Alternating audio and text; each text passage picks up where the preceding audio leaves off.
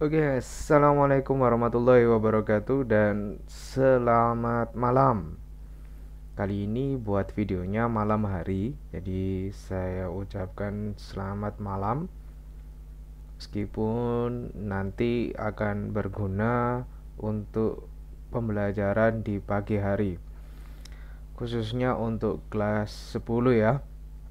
Oke, setelah di minggu yang lalu kita sudah berbicara tentang hakikat manusia dan apa yang membedakan manusia dengan makhluk lain. Sekarang kita lanjutkan ke pertemuan yang kedua, yakni kedudukan manusia sebagai makhluk individu dan makhluk sosial. Oke, apa yang dimaksud manusia sebagai makhluk individu? Di situ dinyatakan jika manusia sebagai makhluk individu adalah manusia sebagai person atau perseorangan atau sebagai diri pribadi. Manusia sebagai diri pribadi merupakan makhluk yang diciptakan secara sempurna oleh Tuhan yang Maha Esa. Yang perlu digarisbawahi di sini kata sempurna. Jadi dalam faktanya kita tidak boleh menghina atau merendahkan orang lain karena setiap pribadi diciptakan secara sempurna oleh Tuhan yang Maha Esa. Lepas dari dia itu mungkin memiliki keterbelakangan mental, cacat fisik, kita tidak boleh menghina sedikit pun kepada orang yang memiliki kekurangan tersebut. Jadi, yang perlu digarisbawahi adalah sempurna ini ya. Oke, next. Yang berikut, kedudukan manusia sebagai makhluk sosial apa? Nah, sebagai makhluk sosial, manusia atau masyarakat itu tidak dapat hidup sendiri untuk mencukupi kebutuhan sendiri. Bisa diperhatikan kalau manusia sebagai makhluk individu tadi itu adalah kata kuncinya sempurna. Kalau sebagai makhluk sosial itu tidak dapat hidup sendiri. Coba, siapa yang membuat baju kamu itu? Kamu. Bisa. Siapa yang membuat kancing baju itu? Kamu sendiri. Tidak mungkin. Kita perlu bantuan orang lain untuk memintal benang. Benangnya pun itu dari kapas. Kapasnya itu dari petani kapas. Kemudian dibeli oleh produsen, kemudian diolah di pabrik sehingga menjadi baju yang sekarang kita pakai ini. Tidak bisa kita hidup sendiri. Jadi kita perlu bantuan orang lain untuk mencukupi kebutuhan kita. Oke ya. Individu sudah, sosial sudah. Kita ke subbab selanjutnya. Nah, intinya di sini hakikat bangsa dan negara. Yang pertama, pengertian bangsa.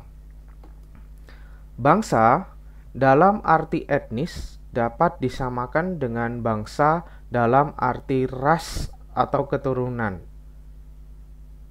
Paham?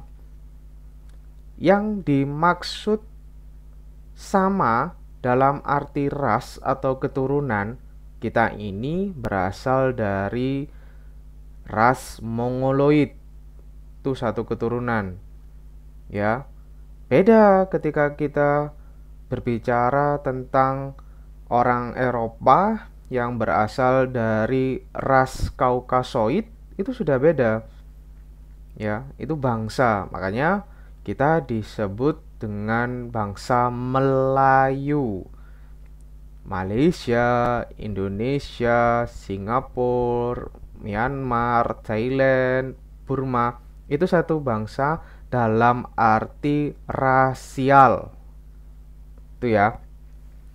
Yang berikut dalam arti kultur, bangsa merupakan sekelompok manusia yang menganut kebudayaan yang sama. Catat, kebudayaan yang sama.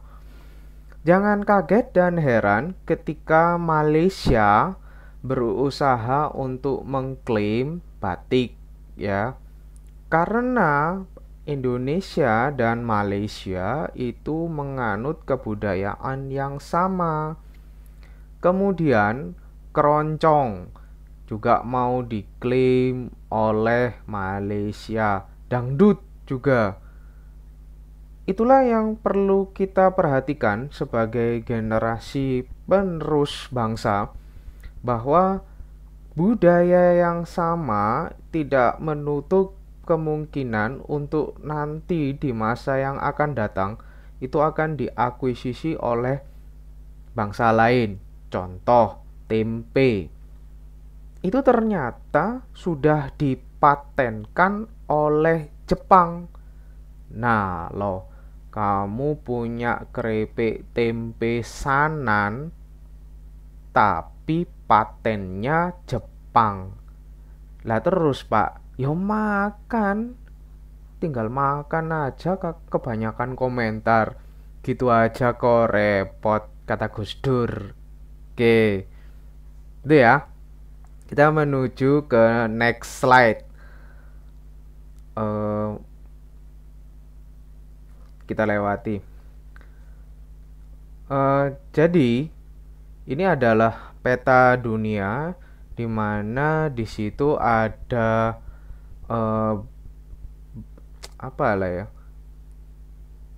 wilayah-wilayah seperti Asia, kemudian Afrika, Eropa, Amerika Latin, Amerika Utara, Timur Tengah, Australia, dan seluruhnya. Itu merupakan menandakan bangsa-bangsa ya, bangsa-bangsa di dunia. Nah, ini adalah peta negara kita Indonesia. Meskipun tidak menutup kemungkinan negara-negara seperti Malaysia nih, Filipina, Vietnam, Kamboja, Thailand, Burma itu merupakan satu bangsa. Dilihat dari tadi keturunan ya, bukan kebudayaan ya, keturunan. Sama-sama dari ras Mongoloid. Oke. Bisa kalian lihat di situ pengertian bangsa menurut para ahli. Ada menurut Ernest Renan, Otto Bauer, Ratzel, Hans Kohn, yang intinya mereka itu bangsa itu terbentuk karena adanya keinginan untuk hidup bersama, memiliki persamaan karakter, memiliki hasrat untuk bersatu karena tempat tinggal atau istilahnya geopolitik, ya. Kesamaan sejarah. Nah, itu singkatnya pengertian bangsa menurut para ahli. Berikutnya, pengertian negara. Kita lihat. Negara lazim digunakan di Indonesia berasal dari bahasa Sanskrit yang berarti nagari, ya. Jadi kata negara itu berasal dari bahasa Sanskerta nagari, yang artinya wilayah, kota, atau penguasa. Nah, pada umumnya ada 3 pendekatan dalam mempelajari terjadinya negara. Yang pertama, melalui proses pertumbuhan primer dan sekunder. yang kedua secara teoritis, dan yang ketiga secara faktual. Kita bahas satu persatu. Pertumbuhan primer dan sekunder, ya. Eh, dalam pertumbuhan primer dan sekunder itu dibagi menjadi 4, ya, secara primer. Ada fase Genoskaf, fase Reed, fase Start, dan fase Nasi atau National. Oke, kita menuju ke fase Genoskaf terlebih dahulu. Fase Genoskaf itu artinya ada orang yang dianggap sebagai primus inter pares. Apa itu primus inter pares, Pak? Orang pertama di antara yang sederajat yang memimpin satu suku yang kemudian berkembang secara luas, baik karena faktor alami maupun karena penaklukan. Jadi kepala suku, ya, itu adalah primus inter pares. Ini biasanya bisa kita lihat di negara Afrika yang notabene di sana masih banyak suku-suku yang boleh dikatakan primitif, ya, masih sulit untuk menerima perubahan dari luar. Meskipun kita juga ada saudara-saudara kita di pedalaman Papua itu yang di sana mereka masih ada suku-suku yang boleh dikatakan belum bisa menerima perubahan, ya. Oke. Fase Reach atau fase kerajaan itu kata kuncinya kesadaran akan hak milik atas tanah dan menimbulkan penguasa-penguasa. Ini menjadi sebuah permasalahan hingga saat ini yang nanti akan berkembang menjadi sebuah penguasaan wilayah, ya. Kesadaran akan hak milik atas tanah. Oke. Jadi Perang Dunia Pertama, Perang Dunia Kedua, itu yang diperebutkan adalah wilayah. Wilayah yang bagaimana, Pak? Wilayah yang memiliki sumber daya alam untuk membangun industri. Jadi, kalau kita lihat dulu negara itu saling berebut hak milik atas tanah, ya. Nah, sekarang itu bukan tanahnya yang dikuasai, tetapi lebih ke pemahaman-pemahaman. Contoh, ya, sekarang sedang pandemi COVID nih. Siapa yang berkuasa? Ya COVID. Kalau dulu tanah yang berkuasa. Karena kalau negara itu menguasai tanah A, misal negara A menguasai tanah A, maka tanah A itu miliknya negara A. Kemudian negara A tadi meluaskan kekuasaannya ke tanah B atau wilayah B, maka wilayah B ini milik negara A. Begitu seterusnya. Kalau sekarang kalau sekarang misalnya kamu beranggapan, Pak, kalau sekarang bagaimana? Ya perang jadinya. Contoh Korea Utara sama Korea Selatan. Oke? Sekarang semua dibuat pandemi nih. Siapa yang berkuasa? Ya COVID. Terus yang kedua apa, Pak? Ya media sosial. Ya kan? Jadi kalau dulu kesadarannya hak atas tanah, sekarang kesadarannya sudah bergeser. Orang itu pingin eksis di mana? Medsos, Facebook, Instagram, Twitter, TikTok, ya kan? Perhatikan tuh. Itu kan pergeseran. Jadi itu sama saja fase-fase yang sekarang sedang terjadi, ya. Oke, next. Fase start, nah, atau negara. Negara diperintah oleh raja yang absolut dan tersentralisasi. Semua rakyat dipaksa mematuhi kehendak dan perintah raja. Kalau dalam fase rich tadi itu kekuasaan terhadap tanah. Nah, fase stat itu lebih ke negara yang sifatnya itu monarki. Jadi kekuasaannya itu terpusat di satu pimpinan raja dan semua rakyat harus patuh dan tunduk kepada raja tersebut.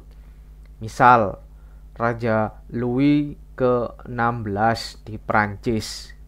Itu semua rakyat Prancis harus patuh dan tunduk kepada Raja Louis ke-16. Tulisannya Louis tapi bacanya Louis karena orang Prancis ya. Itu. Oke. Yang terakhir, fase Nazi atau fase negara demokrasi. Setelah melalui kekuasaan yang absolut tadi, Raja Louis ke-16 diruntuhkan kekuasaannya oleh rakyat ya dengan menyerbu penjara Bastille sebagai salah satu simbol kekuasaan raja yang absolut ya. Runtuhlah kekuasaan Raja Louis ke-16 itu, muncullah kerajaan atau fase negara demokrasi. Apa fase negara demokrasi itu? Intinya adalah kedaulatan rakyat. Jadi dari, oleh, dan untuk rakyat. Siapa yang berkuasa? Rakyat. Rakyat menyalurkan aspirasi, memilih pemimpinnya, kemudian pemimpinnya itu yang memegang tampuk kekuasaan, tetapi ya dia tidak berkuasa penuh. Siapa yang berkuasa penuh? Rakyat. Apa buktinya? Proklamasi. Lihat. Atas nama bangsa Indonesia, Soekarno-Hatta. Atas nama bangsa Indonesia, kedaulatan rakyat. Siapa? Bangsa Indonesia. Bukan Soekarno-Hatta. Pak Karno dan Mbak Hatta hanya sebagai penyalur, penyambung lidah rakyat. Siapa yang berkuasa? Rakyat. Atas nama bangsa Indonesia, Soekarno-Hatta. Oke. Dari materi yang sudah saya sampaikan di pertemuan yang kedua ini, jika kalian ada pertanyaan, silakan bertanya di kolom komentar. Ya, masih belum ada tugas, masih pemahaman konsep dulu. Kalau kalian sudah paham konsep, nanti baru akan ada tugas-tugas mandiri dan terstruktur ya. Silakan tinggalkan komentar ya. Atau kalau kalian sudah menonton video ini di YouTube, silakan cantumkan nama di Google Classroom nanti sebagai bukti kalau kalian telah mengikuti pertemuan yang kedua. Saya tunggu. Kalau tidak ada yang perlu ditanyakan lagi ya, saya akhiri pertemuan yang kedua kali ini. Selamat malam dan Assalamualaikum warahmatullahi wabarakatuh.